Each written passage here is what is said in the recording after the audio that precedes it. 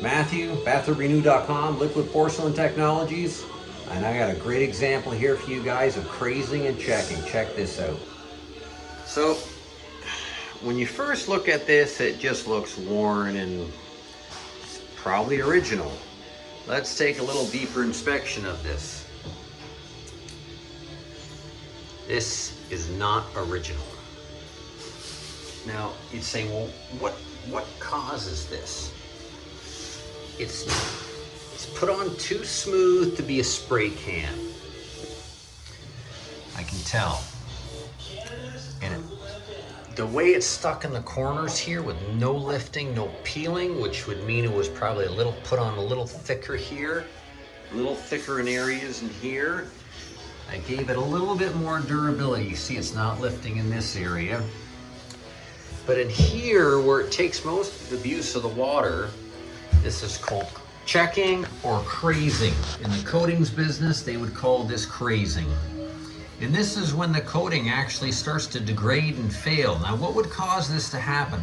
This is very indicative of those coatings where they advertise to the public where it's supposed to be safer and not so cancer-causing and has something in it called isocyanates, but this is isocyanate-free. Well, when you use a non-isocyanate product, that's what you get. Whole tub's that way, at least from here down. So we're gonna partially strip the inner part with our sander. You know what they used to tell us on the wrestling team? If it was easy, the football players would do it. Well, if this was easy, the football players would do it. No, they'd be smart enough not to do it.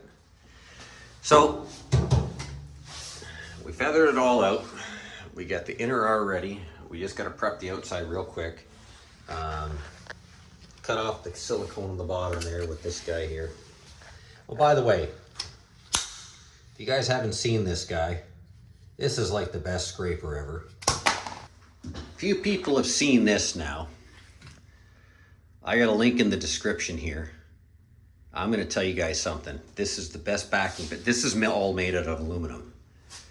So, if you've done this business long enough, you know that it starts off like this. Nice and straight. And after a while of using it, it turns into this. See how it's not flat anymore? And you can use a foam interface pad on it. But check this out. I like getting really up close to the wall. And you can't, once it starts to round out like this, it'll leave about that much silicone, that much product away from the wall. I drank my coffee too fast. Plus, this is turning into a 4.5 inch, not a 5 inch.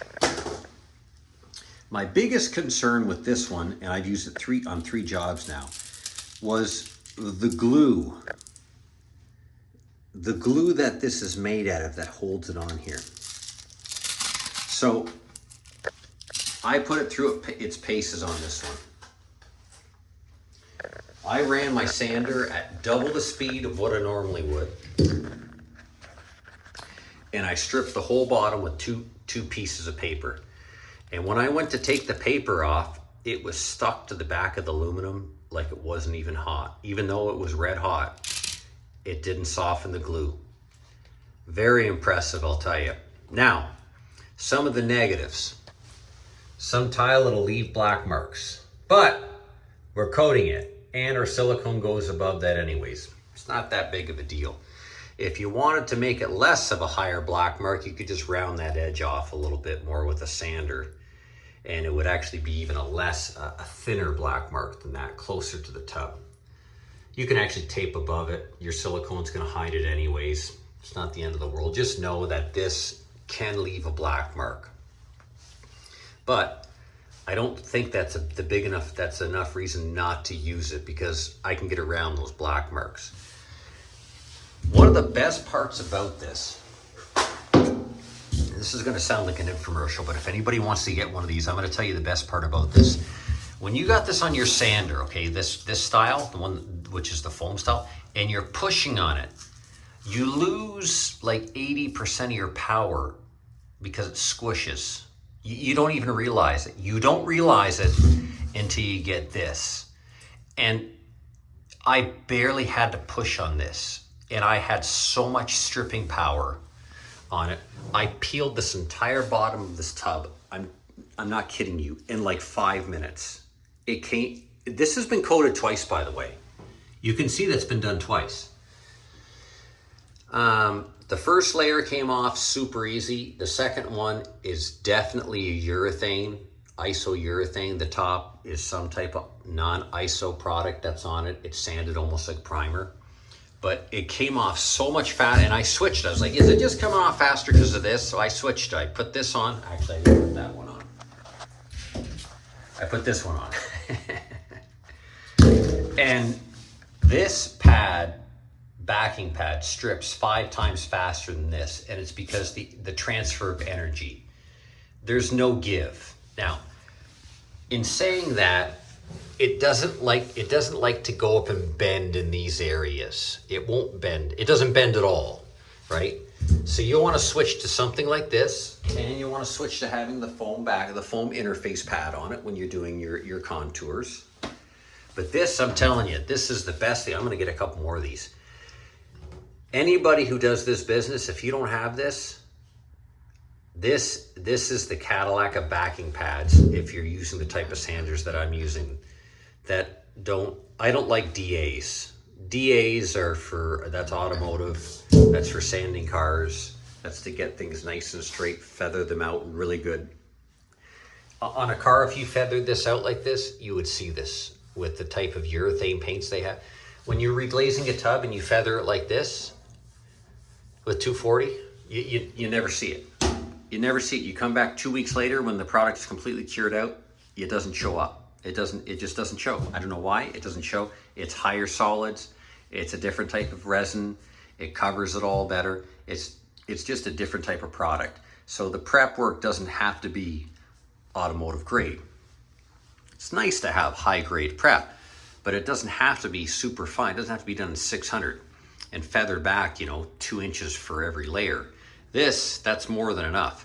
But if you haven't got one of these, this makes your life easier. I'm getting a couple more of these just so that when this wears out, I can just switch, bang, I can just keep rolling. Get another one. All right, here we go. There's a little bit of rust in here. We're gonna put some hydrofluoric etching paste there. I'm gonna etch the bottom of this just to get my black marks off. And then I'm gonna cut the silicone out of the bottom here. This feels nice. Everything else feels nice. Give it a quick scuff, clean with a Scotch-Brite pad with some cleaner. And away we go.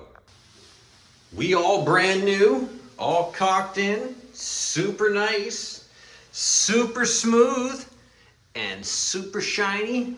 Let's do the tour. Look at this. Oh my goodness, we're so shiny and so brand new and so nice. Oh my goodness. Look at that. All right, guys. Check out some of my links, subscribe to my channel, and we got all different tubs that we do and we talk about it. If you're a customer, I'm gonna show you guys exactly how we do your tubs. And if you're new to the business or you've been doing this for a while and you wanna expand your knowledge and all that different stuff, and if you got some tricks yourself, go ahead, put it down in the comments. And if you learned anything, let me know. All right, guys, talk to you soon. Goodbye.